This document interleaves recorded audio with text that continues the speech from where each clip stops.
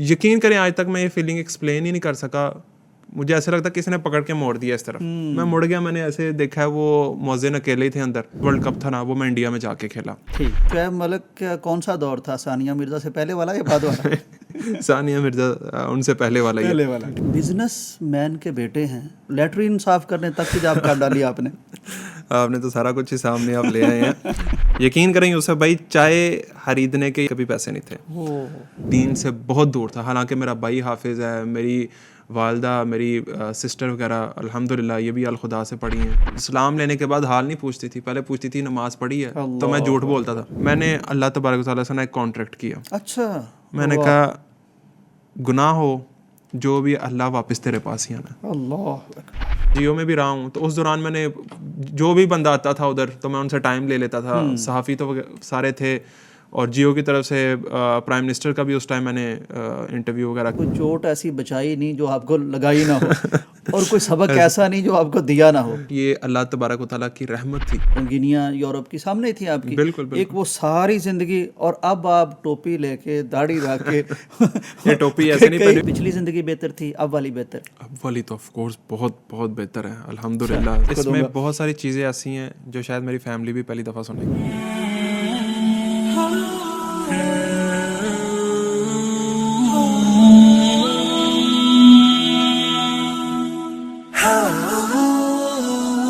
अस्सलाम वालेकुम नाज़रीन इकराम, यूसुफ सिराज पॉडकास्ट में खुश आमदीद। आज हम मुलाकात करने वाले हैं एक ऐसे यंग नौजवान से, यंग पर्सनैलिटी से, जिन्होंने अगर काम किया सहाफ़त में तो जियो और BBC में काम किया, जो एक ऐसी रिच फैमिली में पैदा हुए जिसे कहते हैं ना कि सोने का चम्मच लेकर पैदा होना।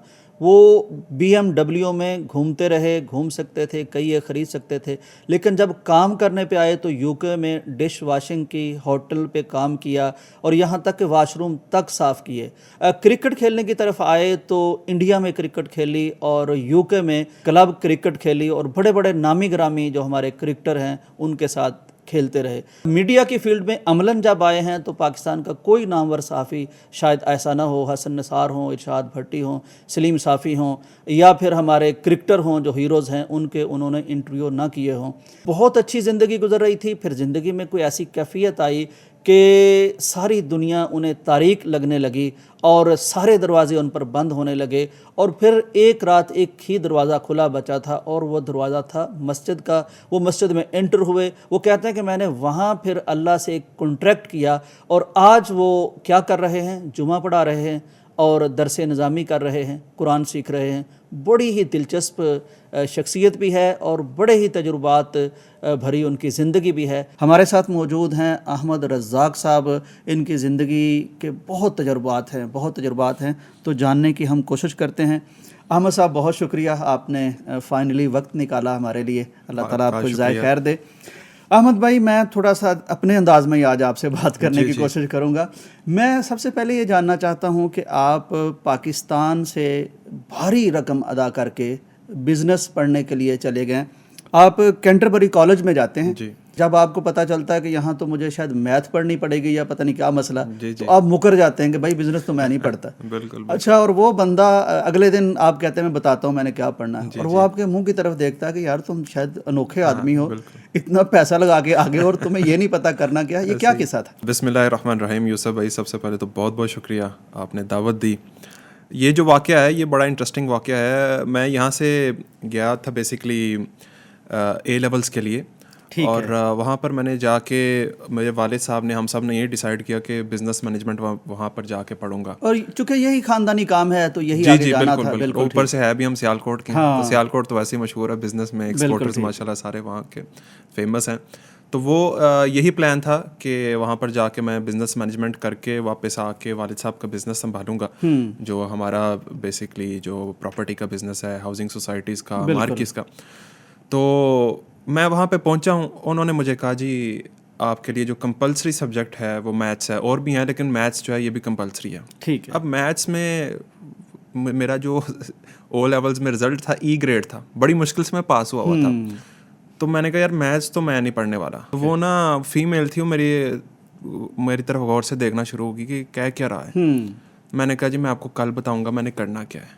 ठीक, वो परेशान हो गई, लिटरली वो परेशान हो गई कि एक बंदा पैसे लगा के पाकिस्तान से आता है बिल्कुल, और अभी वो कंफर्म नहीं है। वो मैं वाकया आपको बताता हूँ। मैं वापस अपने फ्लैट में आया परेशान कि यार ये मेरे साथ हुआ क्या है, यहाँ आके भी मैथ ही पढ़नी है। मैं यहाँ आके भी मैथ्स पढ़नी है। मैं वापस अपने फ्लैट में आया, अब्बू को फ़ोन किया, कंसल्टेंट को फ़ोन किया। तो इससे पहले मैं छोटी मोटी ना वीडियोस वगैरह बनाता था, मीडिया के साथ थोड़ा बहुत मेरा लिंक था। तो फिर अब्बू भी परेशान हो गए और फिर मैंने यही फाइनल किया कि यार बेहतर यही, अब आए हैं तो कुछ ना कुछ हासिल करके जाएं। तो मैंने फिर यही, हमारी फैमिली ने, हम सब ने ये डिसाइड किया कि मीडिया पढ़ लेता हूँ। ठीक है। तो मैं अगले दिन गया वापस उसके पास, तो मुझे उसने कहा जी बताओ अब क्या करना है तुमने। मैंने कहा जी मैंने मीडिया पढ़ना है। तो वो मुझे कहती है कि तुम इतनी दूर से आए हो, इतनी हज़ारों किलोमीटर सफ़र करके आए हो, इतनी तुमने पैसे पेमेंट की है, फ़ीस वगैरह अपनी दी है, इतने पाउंड्स दिए हैं तुमने, और आप यही नहीं डिसाइड कर पा रहे कि आपने करना क्या है ज़िंदगी में, कहाँ बिजनेस कहाँ मीडिया। हाँ। तो वो उसने कहा कि वो हैरान परेशान थी। खैर अल्हम्दुलिल्लाह उसके बाद मैंने मीडिया पढ़ा और वहाँ से मैंने अपना A-लेवल कंप्लीट किया। उसके बाद फिर मैं कोवेंट्री यूनिवर्सिटी में गया, वहाँ से फिर मैंने अपना जर्नलिज्म का सफ़र शुरू किया। ठीक है। अच्छा अहमद भाई, बिजनेसमैन के बेटे हैं और अल्लाह ने आपको बहुत नवाज रखा है, फिर आपको क्या ज़रूरत पड़ी कि आप वहाँ जॉब्स करते रहे और लेटरिन साफ़ करने तक की जॉब कर डाली आपने? आपने तो सारा कुछ ही सामने आप ले आए हैं। ये बात आपकी हकीकत है, बिल्कुल सही बात है। असल में वहाँ पर मैं जब यूनिवर्सिटी में आया, यूनिवर्सिटी के बाद आपको पता है घर में मामलात होते हैं, हर घर के अंदर कुछ मामलात होते हैं इस तरह के। तो मेरे कुछ फैमिली इश्यूज़ बनना शुरू हो गए और मैंने पाकिस्तान से पैसे मंगवाने भी बंद कर दिए।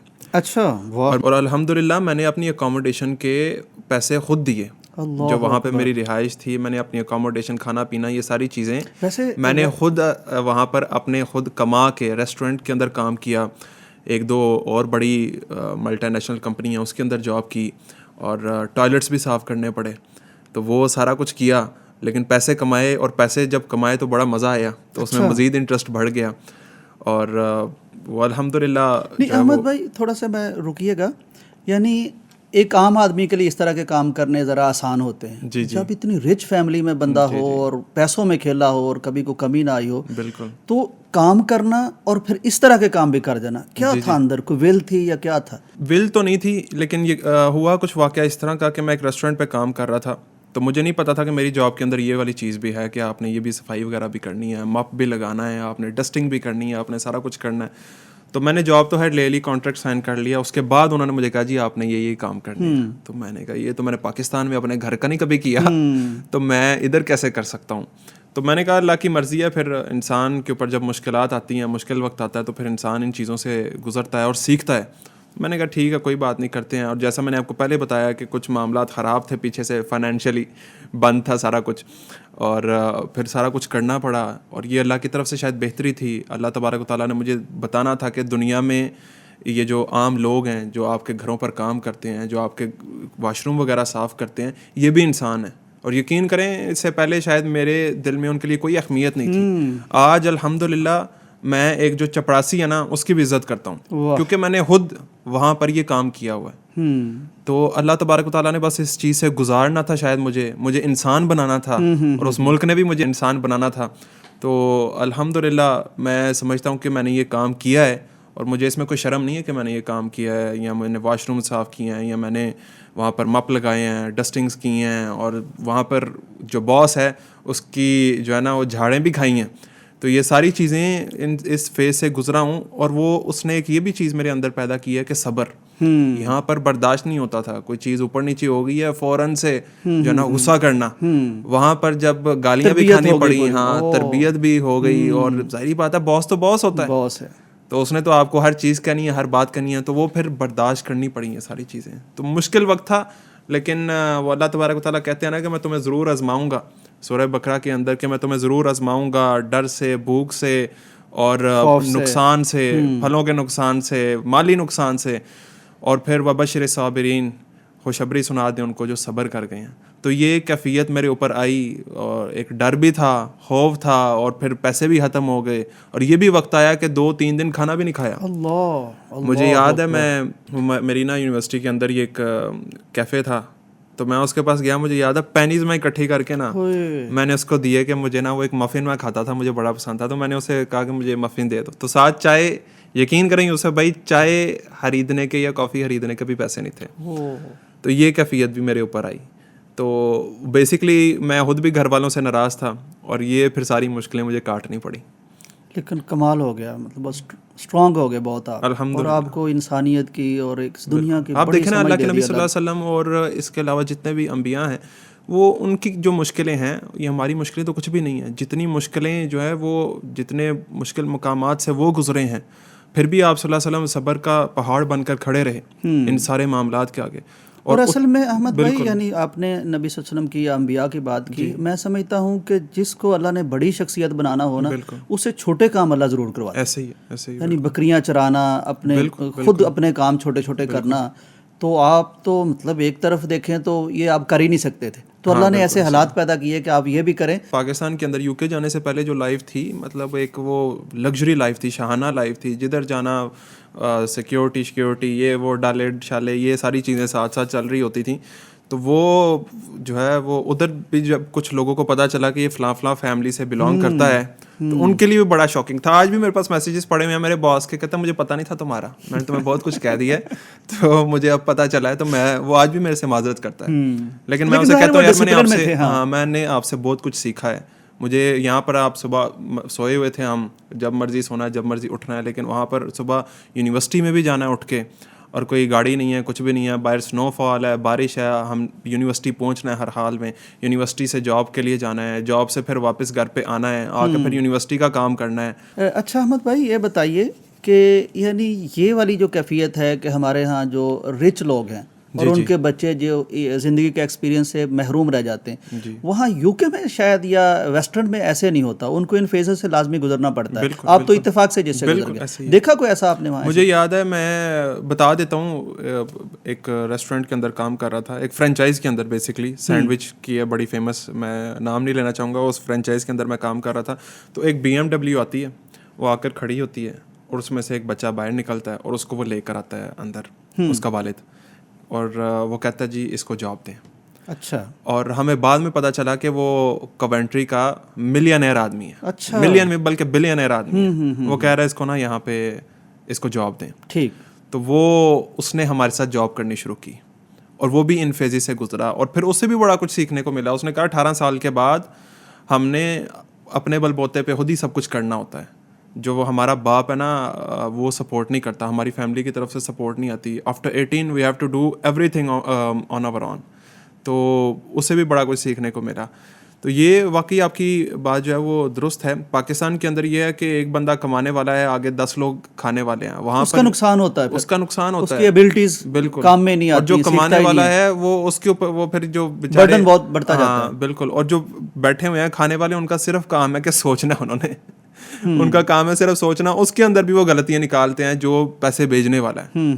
तो वहाँ पर ऐसा नहीं है। वहाँ पर वो कहते हैं कि भाई जो बैंक्स हैं या उनके जो भी ऑर्गेनाइजेशंस हैं वो बच्चों को लोन देती हैं कि आप खुद ही अपना बिजनेस स्टार्ट करें। इसलिए आप देखें वो दुनिया, वो बच्चे, वो सारे हमसे आगे गुजर गए हुए हैं। उनका एजुकेशन का सिस्टम, उनका फैमिली सिस्टम थोड़ा डिफरेंट है, लेकिन मैं समझता हूँ कि नौजवानों के ऊपर ऐसा पीरियड आना चाहिए कि जहाँ पर उन्हें खुद फील्ड के अंदर निकलना चाहिए और खुद अपने बलबूते पर सब कुछ करना चाहिए। अहमद भाई, ये जो आपके अंदर टैलेंट था, क्रिकेट का टैलेंट, जी जी जी, ये तो पाकिस्तान से ही था और आप इंडिया तक पहुंचे मैच खेलने के लिए। वहाँ भी आप पेड मैच खेलते रहे, यानी क्लब्स वगैरह में। तो ये काम फिर आपने क्यों किया? क्रिकेट कब बुरुए कार लाए आप? क्रिकेट का बचपन से ही शौक था, बल्कि इसे भी एक वाक़या बड़ा मज़े का मुंसलिक है। ज़िंदगी वाक़यात से भरी हुई है। मैं स्कूल से भाग गया, क्रिकेट खेल रहा था, तो तकरीबन मैं 2 माह स्कूल ही नहीं गया। ये O लेवल्स की बात है। और घर वालों को पता नहीं? और मैं कैंप में था, अंडर 19 के कैंप में था। और मैं, घर वालों को पता था क्या? नहीं, घर वालों को नहीं था पता। अच्छा। घर वालों को पता ही नहीं था। तो मैं, मतलब वो घर वालों को यही पता था स्कूल जाता है तो घर से यूनिफॉर्म पहन के जाना है और गाड़ी में किट रखी होनी। अच्छा। और ग्राउंड में जाके कपड़े चेंज करने। अकेला था, गाड़ी अब उन्हें दे दी हुई थी कि यार खुद, तो वो मैं खुद ही चला जाता था। वो 2 माह मैं स्कूल नहीं गया। और वो हुआ ये कि वो जो हमारी प्रिंसिपल थी ना, वो अल्लाह की करनी, आप देखें, वो उन्होंने ना अपना घर वो ढूंढ रही थी वहाँ पे, वो किसी और शहर से थी, तो वो घर ढूंढ रही थी, वो सीधा हमारी सोसाइटी के अंदर ही आ गई। और वो सोसाइटी के अंदर आके ना वो अब उन्होंने ना अब्बू से मुलाकात हो गई उनकी। तो उन्होंने कहा जी मैं फलां स्कूल से हूँ। तो उन्होंने कहा जी माशाल्लाह मेरा बेटा भी वहाँ पे पढ़ता है। वो नहीं आता। उन्होंने कहा कि अच्छा मैं पता करूँगी, मुझे तो नहीं पता, मैं नहीं हूँ। वो दोबारा उनकी कोई हफ्ते बाद मुलाकात हुई, बल्कि प्रिंसिपल ने अब्बू को बुलाया कि आप स्कूल आएँ। वो अब्बू स्कूल आए और उन्होंने कहा कि जी बच्चा तो आपका आ ही नहीं रहा, पिछले 2 महीने से अटेंडेंस ही नहीं है, कैमरेज में भी हम देख रहे हैं, वो तो बच्चा स्कूल आ ही नहीं रहा। अब्बू ने मुझे फ़ोन किया स्कूल में बैठे हुए, कहते हैं किधर हो? मैंने झूठ बोला, मैंने कहा स्कूल में ही हूँ। तो कहते हैं अच्छा कौन सी, हाँ कहते हैं कौन सी क्लास में हो? मुझे समझ आ गई। मैंने कहा काम खराब हो गया, मैंने अपना नंबर बंद किया। वो अल्लाह का शुक्र है उस दिन जो है ना वो ग्राउंड पास ही थी स्कूल के। मैं आया भागता हुआ स्कूल में आया और आ गया सीधा, मुझे बुने का प्रिंसिपल के ऑफिस में आओ, मैं सीधा प्रिंसिपल के ऑफिस में चला गया, टीचर्स को बुला लिया और वो सारा जो भी मामला हुआ। बहरहाल अब्बू ने ना मुझे कहा यार आज से बाद तुमने स्कूल नहीं जाना। गुस्से में आ गए? हाँ, अब्बू ने मुझे पकड़ा, बल्कि मुझे याद है उस दिन बल्कि सारी फैमिली गाड़ी में बैठी हुई थी, तो पासपोर्ट के लिए ना हम जा रहे थे पिक्चर्स वगैरह के लिए। तो मेरी जो पासपोर्ट पे अभी भी फ़ोटो है ना, वो बड़े अजीब सा मेरा चेहरा बना हुआ है। वो यादगार उस वक्त की। बिल्कुल बिल्कुल ऐसे ही है, क्योंकि काफ़ी ज़्यादा क्लास लगी हुई थी। तो वो वापसी पे ना अब्बू ने मुझे अपनी चेयर पे बिठाया, ऑफिस आए और ऑफिस में आके ना हाउसिंग सोसाइटी के अंदर अब्बू ने कहा बेटा इधर बैठना, आज से बाद पढ़ाई का नाम ना लेना। और अब्बू ने मुझे स्कूल से मतलब अब्बू ने कहा स्कूल नहीं जाना आज से बाद। वो मैं बड़ा परेशान हुआ कि यार ये तो मामला काफ़ी ख़राब हो गया है। और क्रिकेट छूट गई इसलिए परेशान थे कि स्कूल छूट गया? दोनों। वो खैर वो इन शॉर्ट ये कि मैंने प्राइवेट जो है ना एग्ज़ाम दिए ओ लेवल्स के, और अल्हम्दुलिल्लाह मैं वहाँ फिर मैंने पढ़ा सही, 2-3 माह मैंने सही पढ़ा और मैं फिर दिल पे चोट लग गई कोई है? दिल पे चोट, क्या समझते हैं कि पढ़ेगा ही नहीं? हाँ, तो वो बहरहाल मैंने ओ लेवल्स अपना क्लियर किया। अच्छा, इसका भी नहीं पता था घर वालों को कि आप पढ़ रहे हैं अब? जी ये भी नहीं था पता, ये अब्बू को भी नहीं था पता कि ये पढ़ रहा है। ज़ाहिर बात है अब्बू ने बिठा दिया वहाँ पे, और मैं किस मुंह से कहता कि मैंने पढ़ना है। और कहते हैं ना रंगे हाथों पकड़ लिया मुझे। तो वो उन्होंने पकड़ लिया, एक बच्चा 2 महीने से स्कूल ही नहीं जा रहा, तो वो उसका तो मकसद फिर एम कुछ और होगा ना। तो वो बहरहाल वो मैंने प्राइवेट जो है ना वो अपने जो एडमिशन वगैरह भेजा सारे एग्ज़ाम्स का, और एग्ज़ाम मैंने क्लियर किए अल्हम्दुलिल्लाह। और अब्बू ने जब देखा तो वो बड़े खुश हुए। तो फिर मैंने उसके बाद उनको बोला कि मुझे ना आप बाहर जाने दें, यूके जाने दें, और वहाँ पर जाके मैं अपना ए लेवल्स करूँगा, ग्रेजुएशन वहाँ पे करूँगा। तो ये सारा मामला था। अब फिर आप यूके पहुँचे जहाँ से हम स्टार्ट कर रहे थे? जी बिल्कुल ऐसे ही। अच्छा, क्रिकेट की तरफ आ जाइए फिर।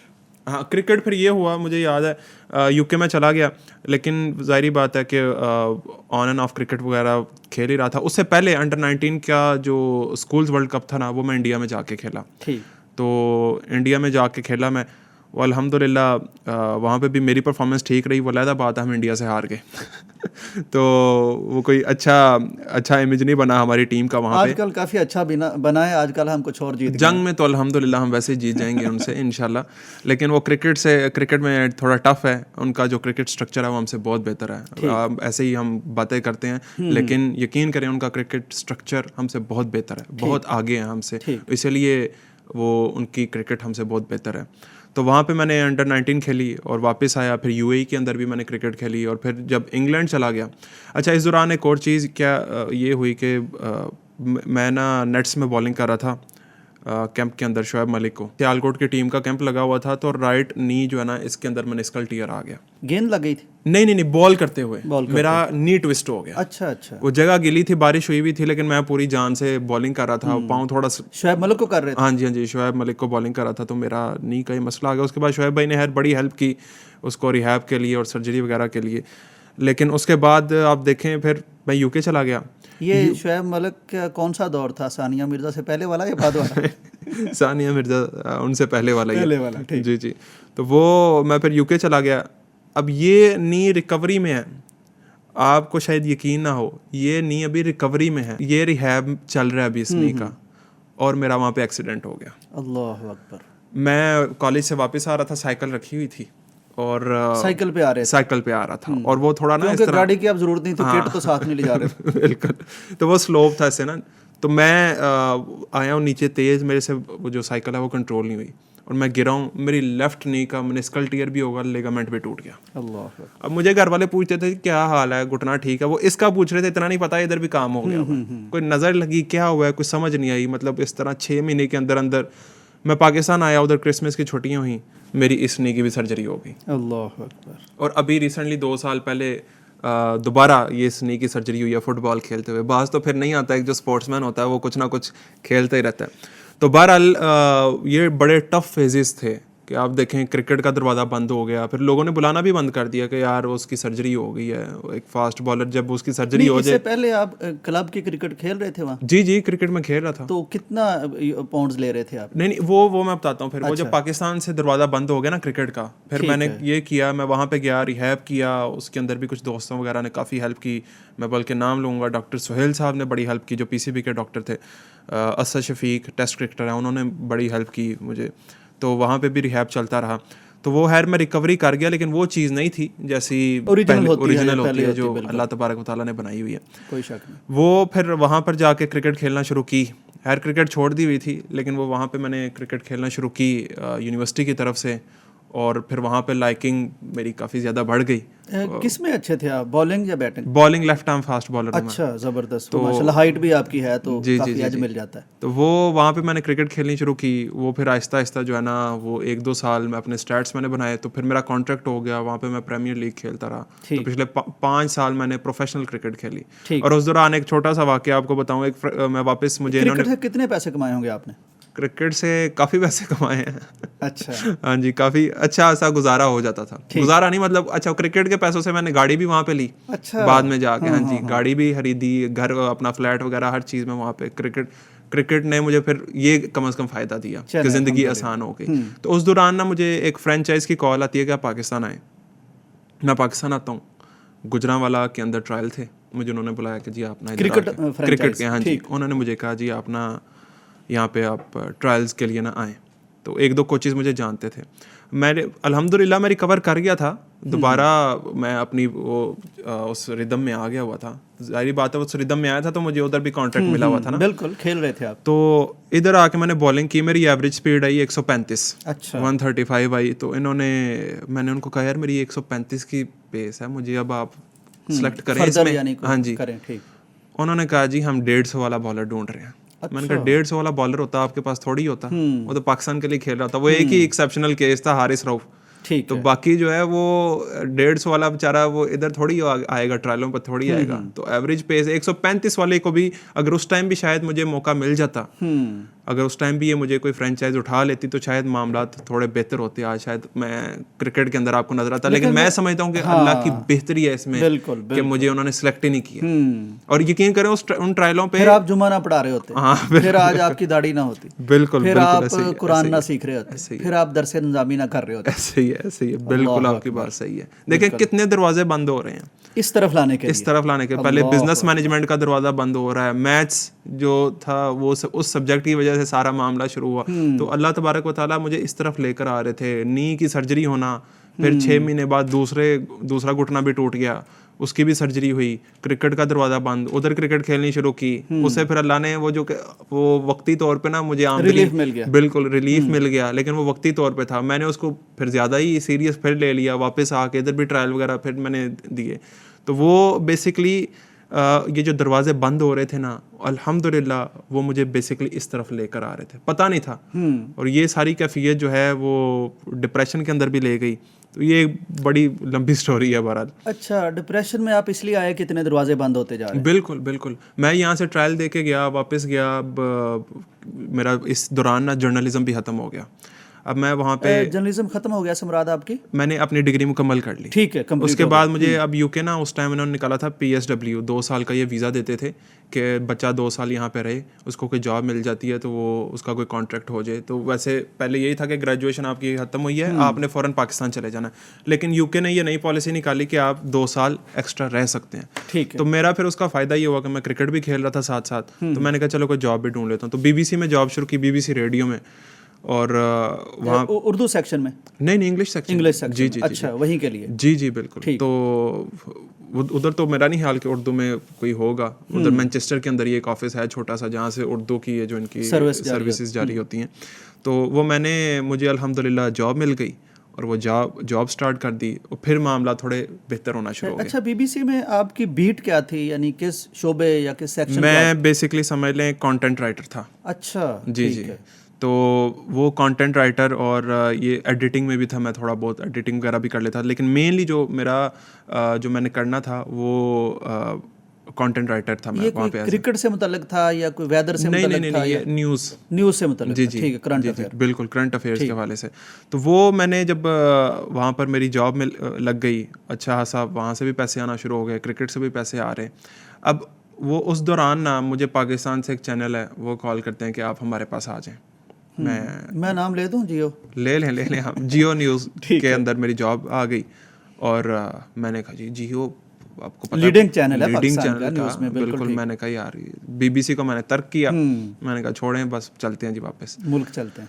मैं पाकिस्तान आया, जॉब स्टार्ट की और इस दौरान वही जो मैंने आपको पहले बात कही कि फैमिली इशूज़ चल रहे थे और मैंने फिर यहाँ से तंग आके ना मैंने यहाँ से भी रिज़ाइन दिया, मैं वापस फिर यूके चला गया। ठीक। अब मैं वापस यूके गया, मुझे ये था यार कम से कम मैं वहाँ पे क्रिकेट भी खेल रहा हूँ, वहाँ पे मैं मतलब सुकून में हूँ, मुझे टेंशन कोई नहीं है।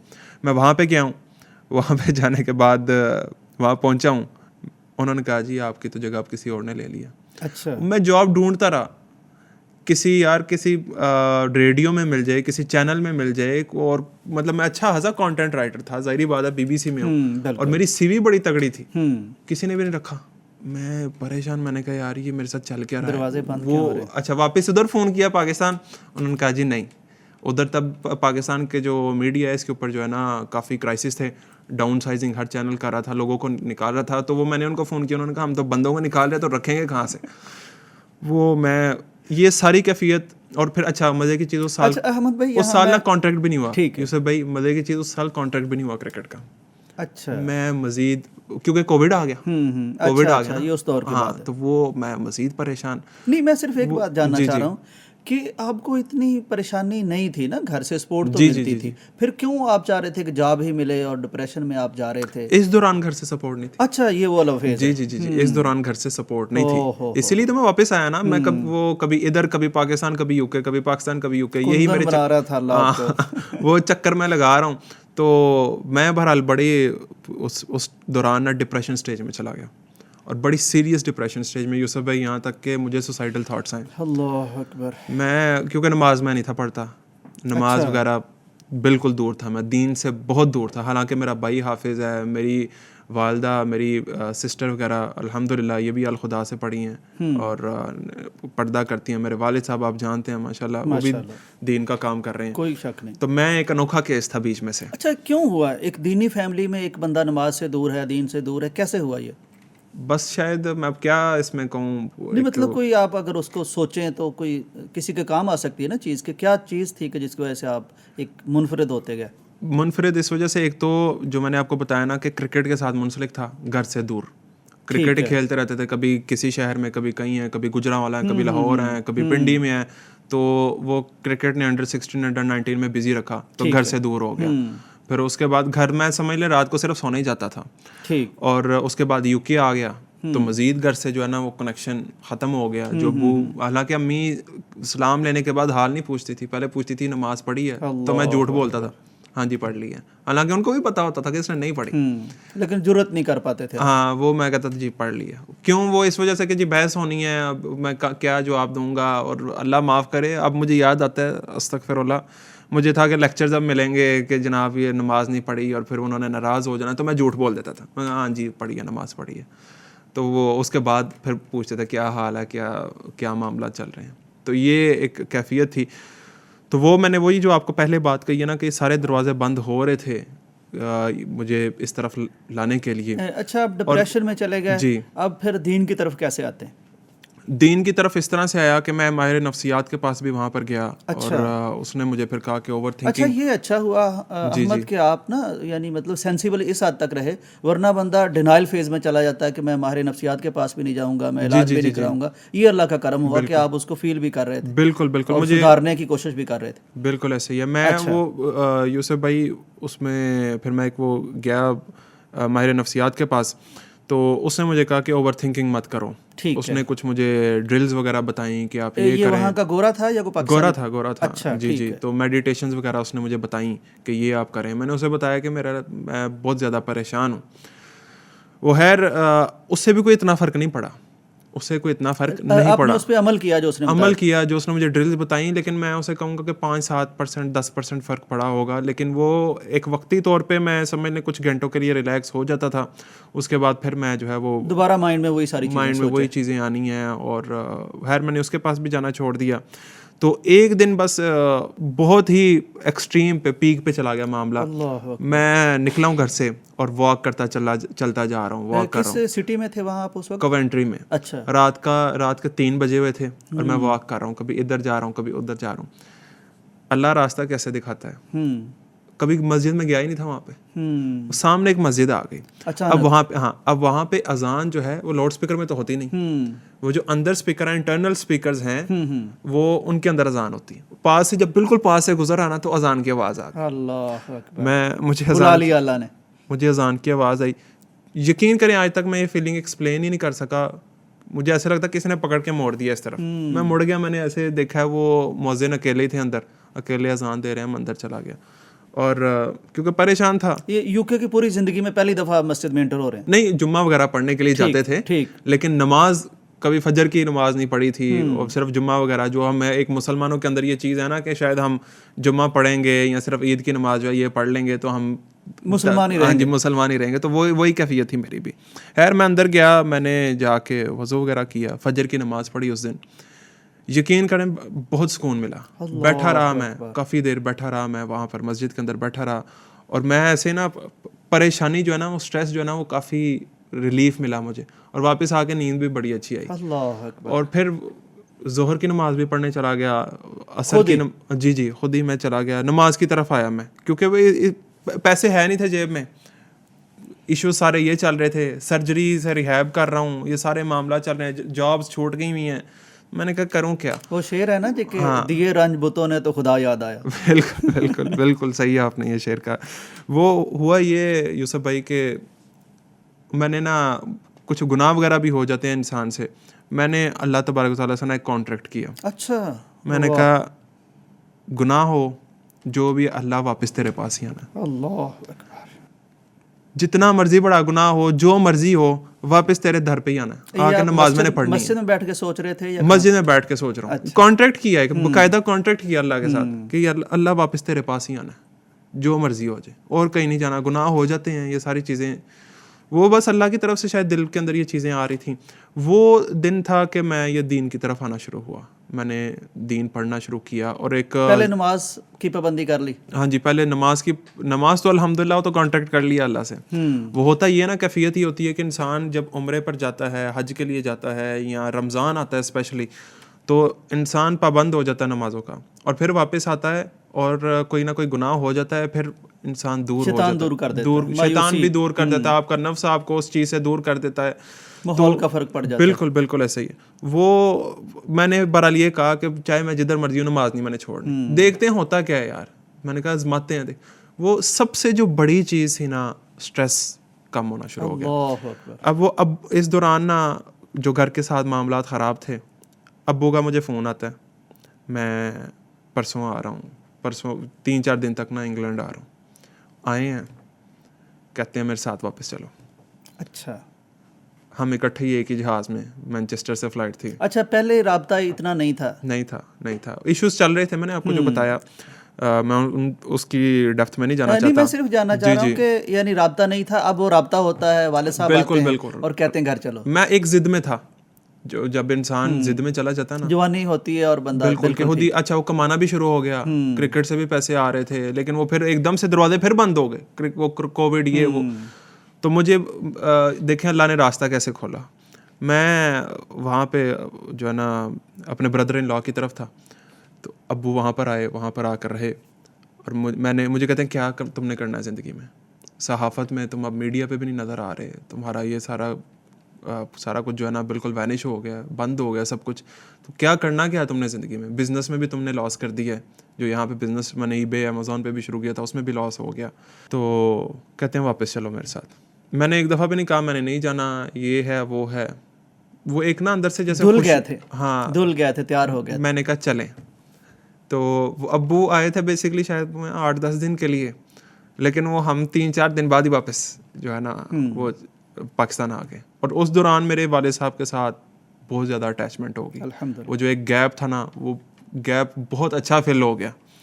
अच्छा वापस आया हूँ तो फिर मैं बिज़नेस में आया हूँ, बिज़नेस में फिर एक लॉस हो गया मेरा, सारा कुछ यूट्यूब वगैरह ये सारे चैनल्स वगैरह जो इंटरव्यूज़ मैंने किए हुए थे वो सारा कुछ हैक हो गया। किन के किए थे आपने? कुछ का मैंने जिक्र भी किया इंटरव्यू सारे पाकिस्तान के, क्योंकि मैं जियो में भी रहा हूँ, तो उस दौरान मैंने जो भी बंदा आता था उधर तो मैं उनसे टाइम ले लेता था। सहाफ़ी तो सारे थे, और जियो की तरफ से प्राइम मिनिस्टर का भी उस टाइम मैंने इंटरव्यू वगैरह किए, सारे मिनिस्टर वगैरह। आपको पता मीडिया एक्स प्राइम मिनिस्टर थे यूसुफ रज़ा गिलानी साहब, उनका भी इंटरव्यू किया। जी। और भी मैं आपको बता रहा हूँ कि जब आप मीडिया के अंदर हैं तो फिर जो भी शख्सियात आती रही हैं मैं उनके इंटरव्यूज वगैरह करता रहा हूँ। सलीम साफ़ी और या मकबूल जान, हसन निसार, ये तो माशाल्लाह अरशाद भट्टी साहब, इन सब के मैंने इंटरव्यूज वगैरह किए। ये लोगों के इंटरव्यू करते थे तो ये मेरे सामने आता, मैं तोड़ा इंटरव्यू करना, हंसते थे, कहते हैं ठीक है बैठ जाओ। वो बड़ी अच्छी अपॉर्चुनिटी थी। हाँ, वो अल्हम्दुलिल्लाह वो चैनल भी मेरा ग्रो कर गया और लोग भी जानने लगे।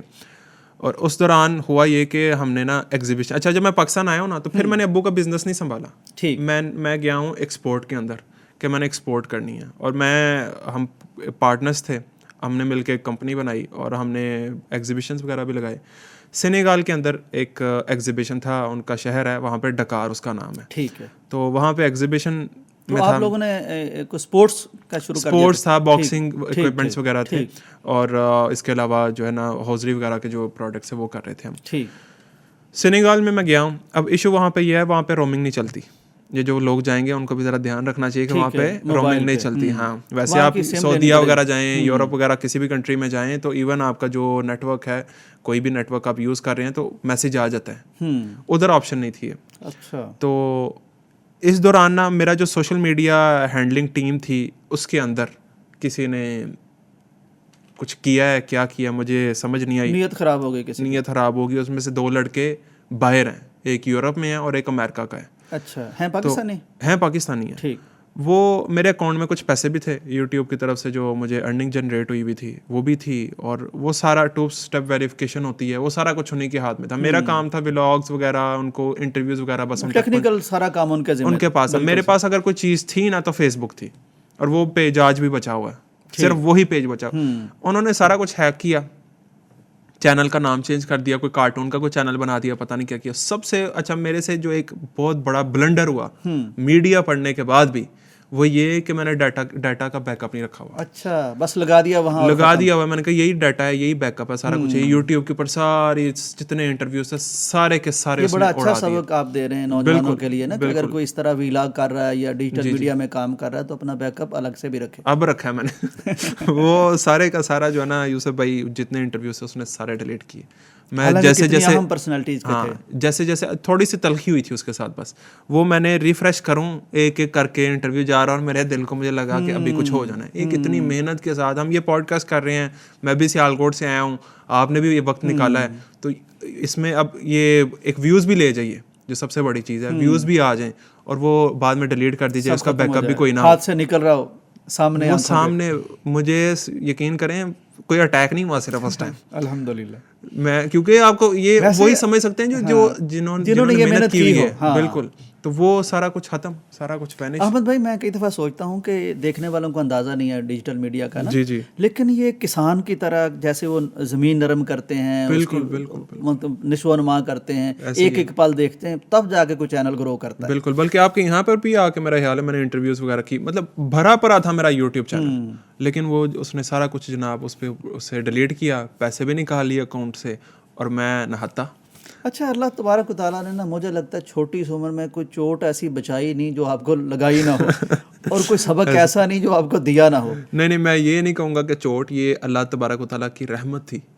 जो ये चोटें, ये कोई चोटें नहीं है, ये छोटी छोटी, ये मैं कहूँगा ये सुई भी नहीं है। लेकिन आप कह रहे हैं ना, आप उस वक्त क्या बीतती थी? उस वक्त तो ज़ाहिरी बात है, वो तो फिर वो आयत जो है ना, वो मुझे अब आकर उस आयत पे और पक्का यकीन हो गया। आप यकीन करें कि दुनिया का चाहे कोई बिलियनर है, सबसे अमीर आदमी भी है ना, वो भी ये जो हमने सूरह बकरा की आयत जो शुरू में डिस्कस किया था 155 वाला, नबलुवन्नकुम बिशैइन मिनल खौफि वजूइन व नक्सिन मिनल अमवालि व अनफुसि व समरात, रात कि मैं तुम्हें ज़रूर इन चीज़ों से गुजारूंगा। आप देखें दुनिया का सबसे अमीर तरीन आदमी भी है ना, उसके घर भी उसके वालिदैन कोई ना कोई फौत तो होगा ना, तो वो उसके ऊपर ये ऑटोमेटिकली जानी नुकसान ऑटोमेटिकली ये आयत अप्लाई हो जाती है। और दुनिया के जितने अमीर आदमी हैं उन्होंने बहुत बहुत बड़ा लॉस भी किया हुआ है, वो माली भी नुकसान हो गया, बिल्कुल माली नुकसान हो गया।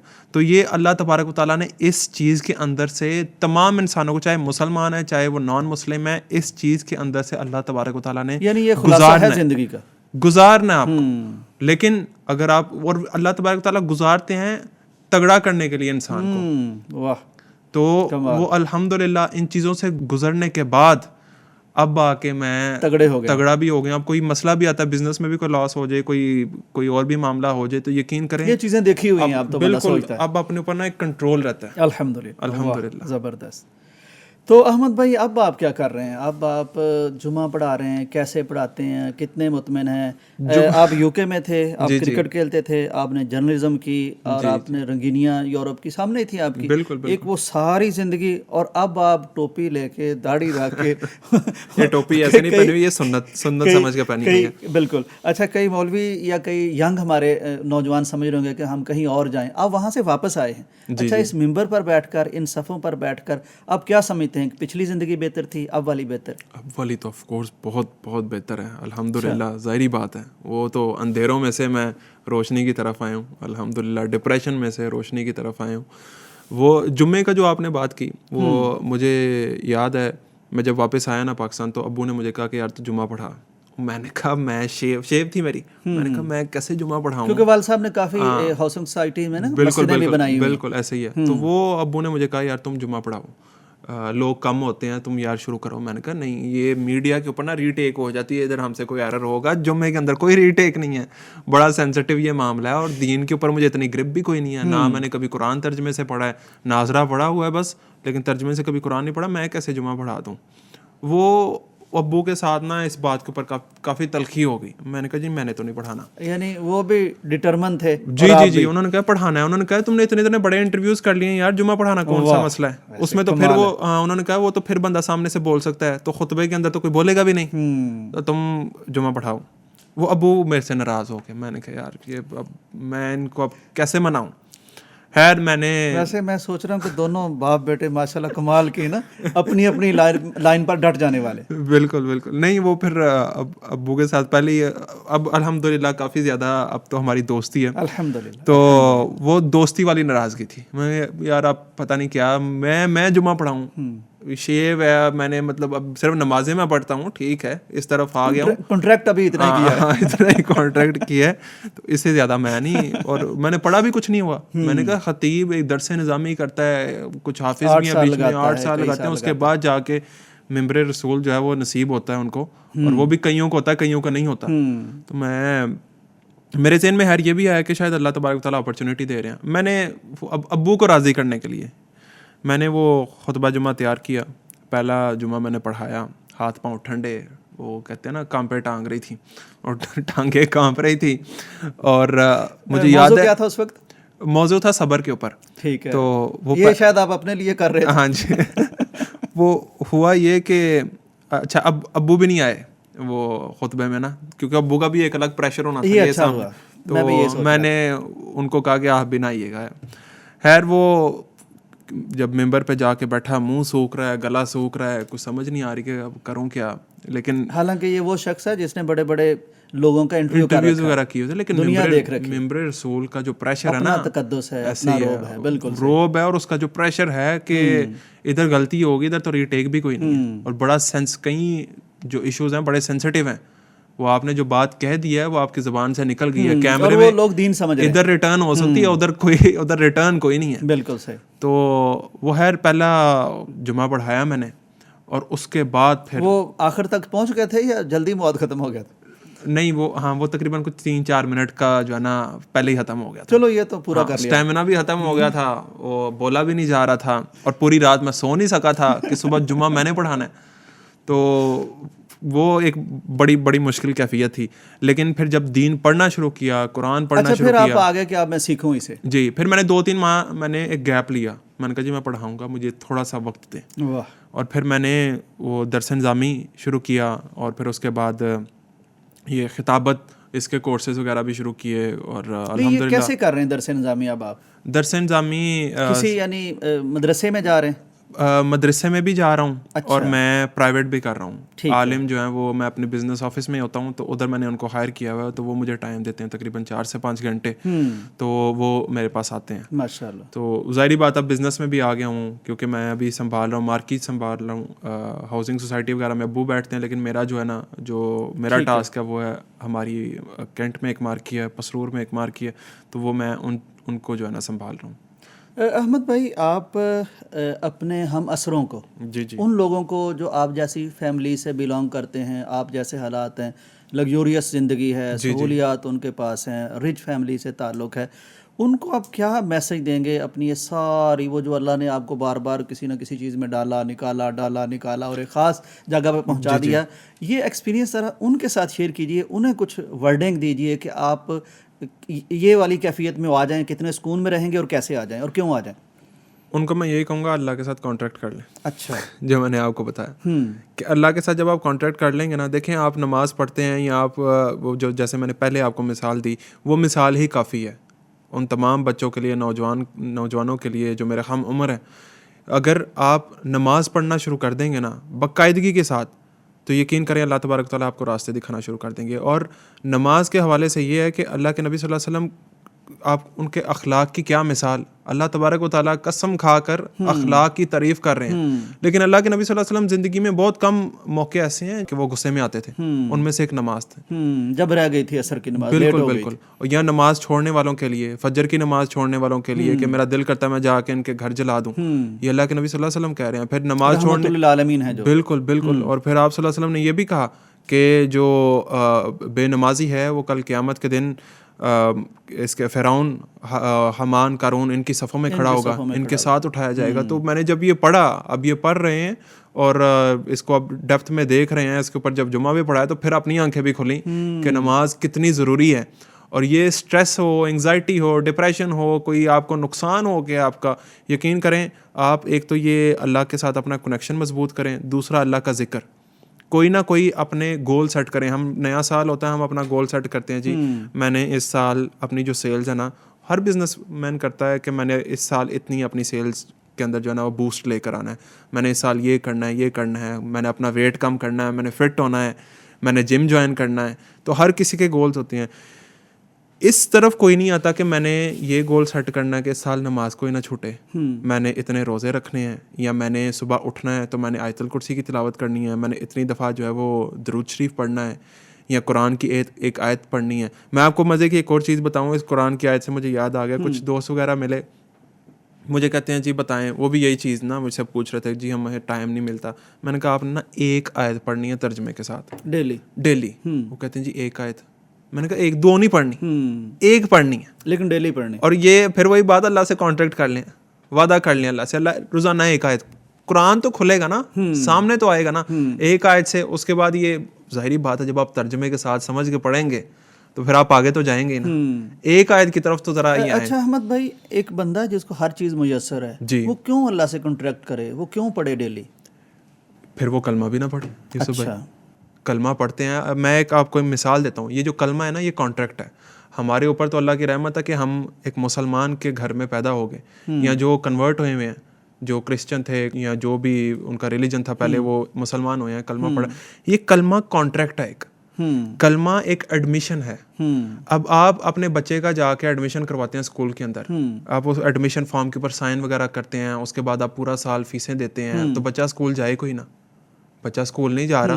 और आप एंड ऑफ द ईयर उसकी टर्म खत्म होती हैं तो कितने मार्क्स आएंगे उसके? ज़ाहिर है कुछ भी नहीं, 0।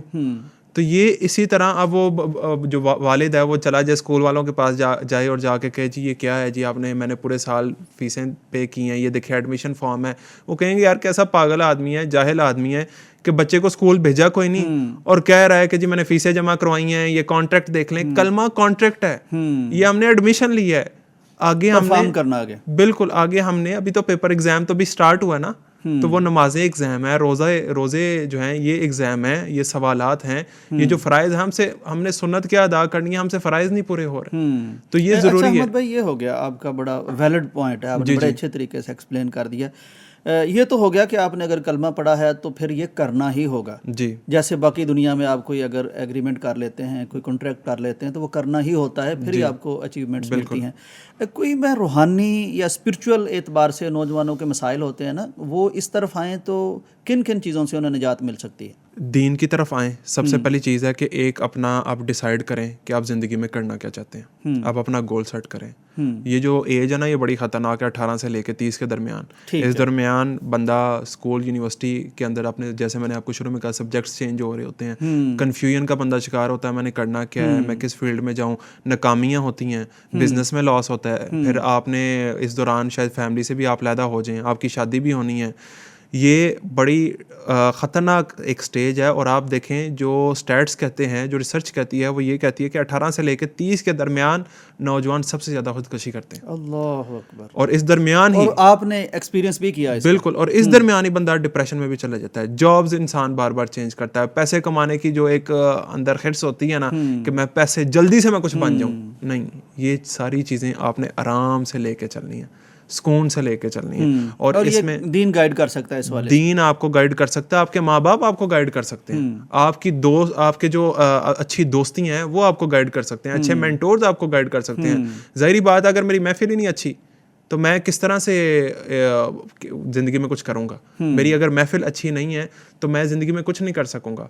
जो मेंटोर्स होते हैं ना, वो बहुत इंपॉर्टेंट होते हैं। और अल्लाह तबारक व तआला फिर आपको दोस्तियाँ भी वैसी देता है। अब मैं दीन की तरफ आया हूँ, अल्हम्दुलिल्लाह दीनी लोगों के साथ मुलाकात शुरू हो गई है। मैं पहले क्रिकेट में था, सारा दिन क्रिकेटर्स के साथ ही था। उससे पहले सहाफ़त में था, सारा दिन सहाफ़ियों के साथ, जर्नलिज्म। तो अल्लाह तबारक व तआला का ये रूल है और ये कानून है कि अल्लाह तबारक व तआला ऑटोमेटिकली बंदे को उस साइड पे पुश कर देते हैं जो उसकी महफिल होती है। और फिर उस रास्ते में मुआवन बनने वाले दोस्त, मददगार सारे उसी तरह के मिल जाते हैं। बिल्कुल। और बड़े ध्यान से ये जो 18 से 30 साल का जो पीरियड है ना, इसमें जो डिसीजन लेना, बड़ा सोच समझ के डिसीजन लें। और अगर अल्लाह के साथ कनेक्टेड रहेंगे ना तो सुकून में रहेंगे। मैंने जो कुछ काटा है, मैं नहीं चाहता कि कोई और ये सारी चीज़ों से, डिप्रेशन से गुजरे।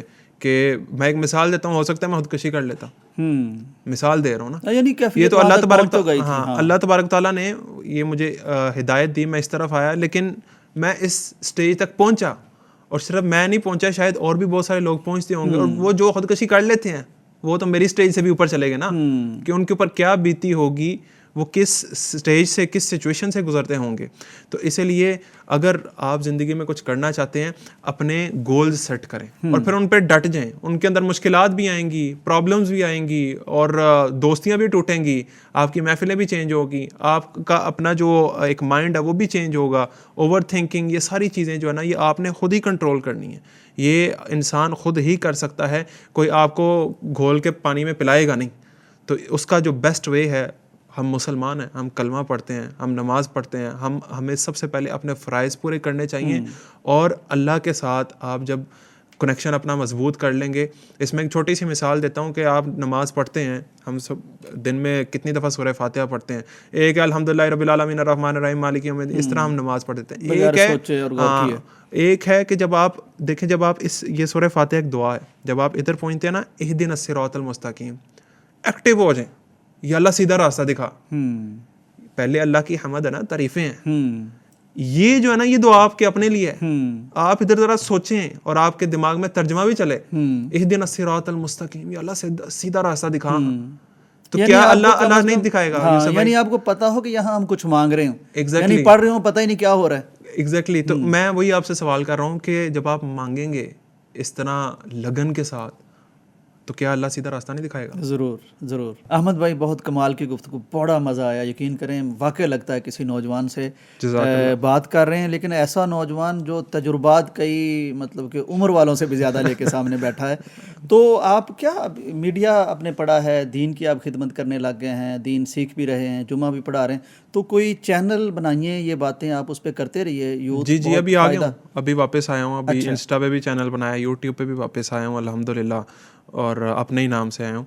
और फेसबुक का पेज तो पहले ही था, तो वो सारी चीज़ों को अल्हम्दुलिल्लाह दोबारा एक्टिव किया है। लेकिन वो यही ये कोशिश, अहमद रज़ाक के नाम से बनाया जी जी जी जी, ठीक है। तो यही कोशिश है अभी कि मैं पहले तो अपनी एजुकेशन मुकम्मल करूं, दीनी हाँ एजुकेशन। जी, इस तरफ ध्यान ज़रा कम दूं। वो ज़ाहिरी बात है, जब आप इस तरफ आ जाते हैं ना तो फिर आपका दिमाग सारा उस तरफ ही जाता है कि मैंने कौन सी वीडियो बनानी है, कौन सा कंटेंट क्रिएट करना है, किस तरह लोगों को इस तरफ लेकर आए। लेकिन उसमें यह है कि आपको नॉलेज होना चाहिए।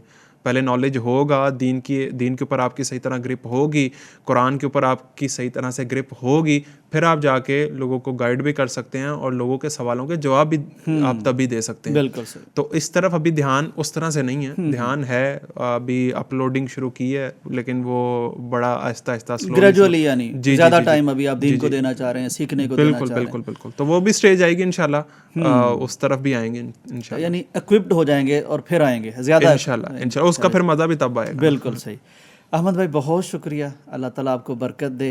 मैं समझता हूँ कि अल्लाह तबारक व ताला ने आपके लिए ख़ास तौर पर यानी ना एक जगह पर लाना था, लेकिन अल्लाह नहीं चाहता था कि शुरू में ले आए और ताकि आप कभी इधर देखें, कभी उधर देखें, कभी दाएं कभी बाएं देखें। तो पहले अब अल्लाह आपको ले गया उन सारी जगहों पर जी कि भाई अच्छी तरह इनको देख लो, इसमें कुछ इसमें नहीं आपकी सॉरी बात काट रहा हूँ, आप देखें नबियों को अल्लाह तबारक ताला ने भेजा, तो एंड पे जाके आप सल्लल्लाहु अलैहि वसल्लम को भेजा।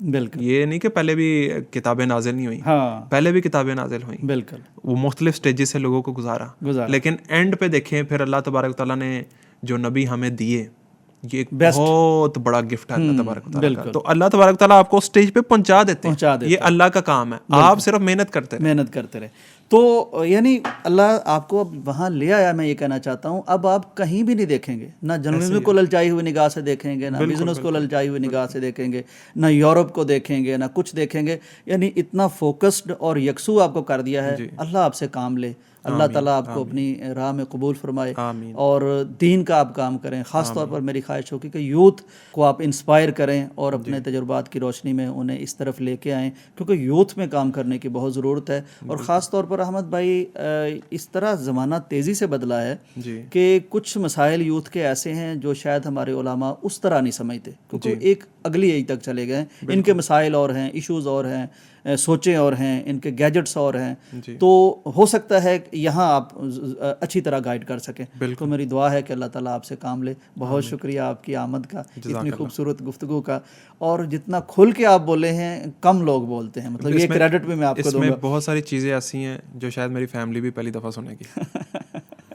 चलें जी, इसके लिए आपने बहुत शुक्रिया जी, बहुत शुक्रिया। वेलकम। नाजरीन, ये था आज का पॉडकास्ट। कोई मैं ज़्यादा बात यहाँ नहीं करना चाहता, क्योंकि आपने देख ही लिया कि अल्लाह तबारक व तआला जब किसी को चाहता है किसी जगह तक पहुँचाना, तो अल्लाह फिर पहुँचा देता है, खा वो जहाँ भी चला जाए। और यहाँ आखिरी बात मैं ये करना चाहता हूँ कि अल्लाह जिससे मोहब्बत करता है, अल्लाह जिससे भलाई का इरादा करता है, जिसको नवाजना चाहता है, लोग भी नवाज रहे होते हैं, वालिदैन भी नवाज रहे होते हैं, लेकिन अल्लाह जिसको नवाजना चाहता है उसको फिर दीन की समझ अता करता है। तो ये ब्लेस्ड नौजवान हमारे सामने हैं। अगर आप भी ब्लेस्ड बनना चाहते हैं तो आप भी दीन की तरफ आइए। फिर मैं कह सकूँगा, आप भी कह सकेंगे, अल्लाह हमारे साथ खैर का इरादा फरमा रहा है, हमें बेहतर दे रहा है। तो अल्लाह करे कि किसी के दिल में ये बात उतर जाए। इजाज़त दीजिए, अल्लाह हाफिज़।